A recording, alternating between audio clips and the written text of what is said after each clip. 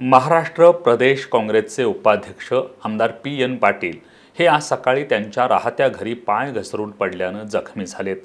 त्यांना उपचारासाठी कोल्हापुरातील एस्टर आधार हॉस्पिटल इथं दाखल करण्यात आलंय। दुपारी त्यांच्या मेंदूवर शस्त्रक्रिया करण्यात आली असून सध्या त्यांची प्रकृती स्थिर आहे। करवीरचे आमदार पी.एन. पाटील हे आज सकाळी त्यांच्या घरी स्वच्छतागृहात पाय घसरून पडले। त्यामुळे त्यांच्या पायाला आणि डोक्याला इजा झाली आहे। त्यानंतर त्यांच्या नातेवाईकांनी तातडीनं त्यांना उपचारासाठी कोल्हापुरातील एस्टर आधार हॉस्पिटलमध्ये दाखल केलंय। हॉस्पिटलमध्ये त्यांच्या मेंदूवर शस्त्रक्रिया करण्यात आली आहे।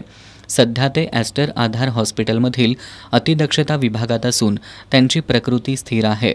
आमदार पी.एन. पाटील यांचे सुपुत्र जिल्हा परिषदेचे माजी अध्यक्ष राहुल पाटील आणि राजेश पाटील हे दोघेही दिवसभर एस्टर आधार हॉस्पिटलमध्ये थांबून होते।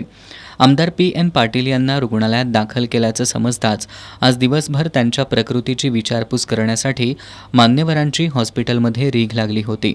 त्यामध्ये डॉक्टर संजय डी. पाटील, आमदार ऋतुराज पाटील, आमदार प्रकाश आबिटकर, दैनिक पुढारीचे संपादक प्रतापसिंह जाधव, योगेश जाधव, श्रीमंत छत्रपती शाहू महाराज, माजी आमदार मालोजीराजे छत्रपती, व्ही.बी. पाटील, गोकुळचे संचालक विश्वास पाटील, बाळासाहेब खाडे, करवीर पंचायत समितीचे माजी सभापती राजेंद्र सूर्यवंशी, अमर पाटील, काँग्रेसचे शहराध्यक्ष सचिन चव्हाण, माजी उपमहापौर संजय मोहिते, माजी स्थायी सभापती शारंगधर देशमुख यांच्यासह विविध क्षेत्रातील मान्यवरांचा समावेश होता। दुपारनंतर एस्टर आधार हॉस्पिटल परिसरात कार्यकर्त्यांची रीघ लागली होती।